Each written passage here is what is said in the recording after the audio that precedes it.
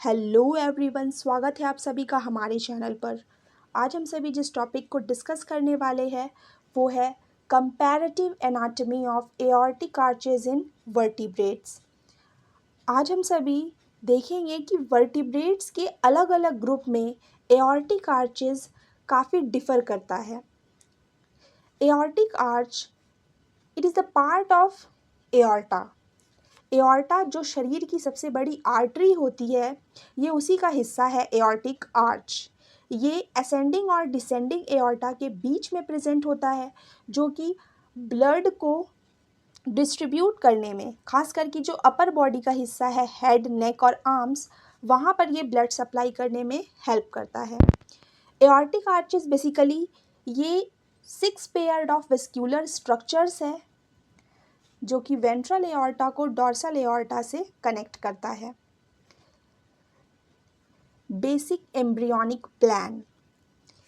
Basic जो embryonic plan है, सभी वर्टिब्रेट्स में हमें 6 पेयर्स ऑफ एओर्टिक आर्चेस देखने को मिलता है, पर जैसे ही वो अडल्ट बनते हैं सभी में कुछ ना कुछ चेंजेस आते हैं। लोअर टू हायर वर्टिब्रेट ये धीरे धीरे इवॉल्व हुआ है। तो जो बेसिक एम्ब्रियोनिक है, जो प्रिमिटिव या टिपिकल हम एम्ब्रियोनिक प्लान कह सकते हैं, इसमें हम देखेंगे 6 पेयर ऑफ एओर्टिक आर्चेस सभी में प्रेजेंट होते हैं that connect ventral aorta with dorsal aorta. Blood जब हार्ट से रिलीज होता है तो वो वेंट्रल एओर्टा से होता हुआ फेरिंग्स के नीचे से ये बहुत सारे ब्रांचेज में डिवाइड होता है, जिसे हम एक्सटर्नल कैरोटिड आर्टरी कहते हैं, और ये हेड तक ब्लड को पहुंचाता है।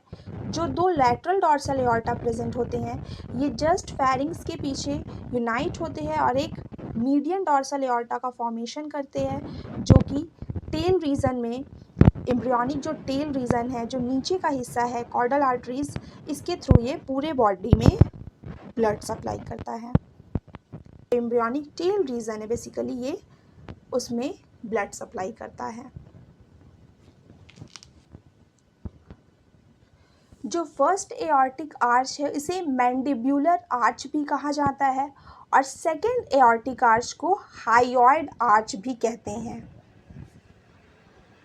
जितने भी एओर्टिक आर्चेस है इनको नॉर्मली हम नंबर से डिनोट करते हैं, 1 नंबर, 2 नंबर, 3 नंबर। इसे बेसिकली हम नंबर से डिनोट करते हैं 2, 3, 4, 5, 6 नंबर ऑफ एओर्टिक आर्च।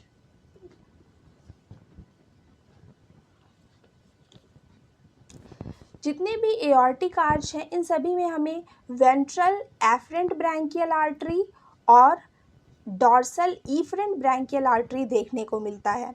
ये जो एफरेंट ब्रैंकियल आर्टरी है ये वीनस ब्लड को गिल तक पहुंचाते हैं, और इफरेंट ब्रैंकियल आर्टरी ये आर्टेरियल ब्लड को गिल से, यानी कि ऑक्सीजनेटेड ब्लड को ये कलेक्ट करते हैं। जितने भी इफरेंट ब्रैंकियल आर्टरीज है ये सभी डॉर्सली एक तरफ हम देख सकते हैं लैटरल डॉर्सल एओर्टा से ज्वाइन होते हैं, जो कि हेड की तरफ जाता है in the form of internal carotid artery. Modifications of aortic arches in different vertebrate groups. अब हम देखेंगे कि किस तरह से बेसिक फंडामेंटल प्लान ये सभी वर्टिब्रेट एम्ब्रियो में हमें सेम देखने को मिलता है, बट अडल्ट्स में ये कहीं ना कहीं चेंज हो जाते हैं।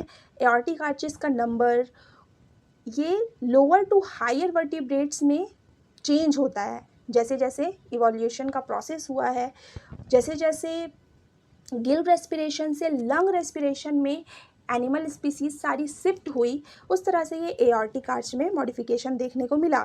जैसे सबसे प्रिमिटिव जो वर्टिब्रेट्स है साइक्लोस्टोम्स, इनमें हमें देखने को मिलता है 7 pairs of aortic arches Petromyzon में, एंड हैग फिशेज में 15 पेयर्स ऑफ एओर्टिक आर्चेस देखने को मिलता है। और ये नंबर धीरे धीरे जैसे ही हम हायर वर्टिब्रेट्स की तरफ बढ़ेंगे ये नंबर कम होता चला जाएगा। अब जैसे जो एलास्मोब्रैंक है, जितनी भी कार्टिलेजिनस फिशेज हैं, इनमें generally 6 pairs of aortic arch हमें देखने को मिलता है, बट ज़्यादातर इलास्मोब्रैंक्स में, शार्क में हमें सिर्फ और सिर्फ 5 पेयर्स ऑफ एओर्टिक आर्चेस ही देखने को मिलता है। 2, 3, 4, 5 एंड 6। जो first pair of aortic arch है जिसे हम मैंडिबुलर आर्च कहते हैं, ये अडल्ट शार्क में धीरे धीरे डीजेनरेट हो जाता है। नेक्स्ट टेलियोस्ट, जो बोनी फिशेज हैं, इनमें हमें सिर्फ और सिर्फ 4 पेयर्स ऑफ एओर्टिक आर्च ही देखने को मिलता है, जो कि फर्स्ट पेयर और सेकेंड पेयर दोनों ही लॉस्ट हो जाते हैं। सिर्फ और सिर्फ third, fourth, fifth and sixth aortic arch ही हमें देखने को मिलता है। टेलियोस्ट में हर एक जो गिल है, इसमें हमें एक एफरेंट और एक इफरेंट आर्टरी देखने को मिलती है, जो कि फिशेस के रेस्पिरेशन में हेल्प करता है। Now amphibians.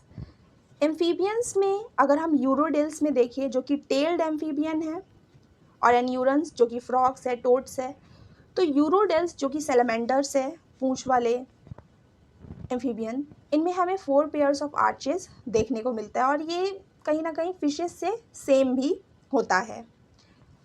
कुछ कुछ यूरोडेल्स जैसे कि नेक्ट्यूरस, साइरन, इनमें जो 5th एओर्टिक आर्च है ये इनकम्प्लीट या रिड्यूस हो जाता है। तो कहीं ना कहीं ये एक ट्रांजिशन भी शो करते हैं 4 to 3 pairs of aortic arches का। इनमें एक ट्रांजिशन हम देख सकते हैं कि हाँ, अब नेक्स्ट जो ग्रुप होगा वर्टिब्रेट का, उसमें हमें 3 पेयर्स ऑफ एओर्टिक आर्चेस देखने को मिल सकता है। जो लैटरल एओर्टा होता है थर्ड और फोर्थ आर्च के बीच में, इसमें हम एक वस्क्यूलर कनेक्शन ये देख सकते हैं जिसे हम डक्टस कैरोटिकस भी कहते हैं। जो 6th आर्च है ये बहुत ही छोटा हो जाता है and it give rise to the pulmonary artery, and ये पल्मोनरी आर्टरी ब्लड सप्लाई करते हैं लंग्स और स्किन को, क्योंकि जो एम्फीबियंस है ये लंग्स और स्किन दोनों से ही रेस्पिरेशन करते हैं। एन्यूरन्स, जितने भी फ्रॉग्स हैं इनमें हम मेटामॉर्फोसिस देखते हैं। जो टेडपोल लार्वा होता है उसमें गिल्स प्रेजेंट होता है, वो पानी में रहता है, बट धीरे धीरे जब वो अडल्ट बनता है तो वो लंग्स रेस्पिरेशन में शिफ्ट कर जाता है। तो जैसे ही ये मेटामॉर्फोसिस का प्रोसेस होता है, तो गिल्स लॉस होने के बाद aortic arches 1, 2 and 5 totally disappear हो जाता है, और जितने भी अडल्ट फ्रॉग्स हैं इनमें सिर्फ और सिर्फ हमें 3 ही फंक्शनल एओर्टिक आर्चेस देखने को मिलते हैं, third, fourth and sixth. Ductus caroticus इनमें भी डिसअपियर हो जाता है, और जो डक्टस आर्टेरियोसस है ये भी डिसअपियर हो जाता है। तो जो लास्ट 6th आर्च होता है ये डॉर्सल एओर्टा से अपना कनेक्शन लूज़ कर जाता है, और ये जो 6th एओर्टिक आर्च है ये डीऑक्सीजनेटेड ब्लड सप्लाई करता है लंग्स और स्किन को, ताकि वहाँ से फिर से ऑक्सीजनेशन हो सके। ये जो 6th आर्च है इसे पल्मोक्यूटेनियस आर्च भी कहा जाता है। जो 4th सिस्टेमिक आर्च है ये कंटिन्यू करता है डॉर्सल एओर्टा के साथ, और जो 3rd आर्च है एंड जो भी इसके एसोसिएटेड पार्ट है एंटीरियर डॉर्सल एओर्टा से, ये बन जाता है इंटरनल कैरोटिड आर्टरी, और जो एंटीरियर एक्सटेंशंस है वेंट्रल एओर्टा के, ये बन जाते हैं एक्सटर्नल कैरोटिड आर्टरी। रेप्टाइल्स जो कि ट्रू लैंड वर्टिब्रेट्स हैं, इनमें कोई भी गिल स्टेज देखने को नहीं मिलता है, और इनमें हमें बहुत सारे एडवांस कैरेक्टर देखने को मिलते हैं, क्योंकि इनमें कहीं ना कहीं नेक का फॉर्मेशन, एक लंबी सी गर्दन का फॉर्मेशन हुआ है। तो ये सारी चीज़ों के कारण जो रेप्टाइल्स है इनमें भी 3 पेयर्स ऑफ एओर्टिक आर्चेस हमें देखने को मिलता है, थर्ड, फोर्थ एंड सिक्स्थ, और बहुत सारे मॉडिफिकेशंस। जो वेंट्रल एओर्टा है रेप्टाइल्स में ये स्प्लिट हो जाता है, और कहीं ना कहीं हमें 3 सेपरेट आर्टरीज देखने को मिलता है, left aortic arch, right aortic arch, और एक पल्मोनरी ट्रंक।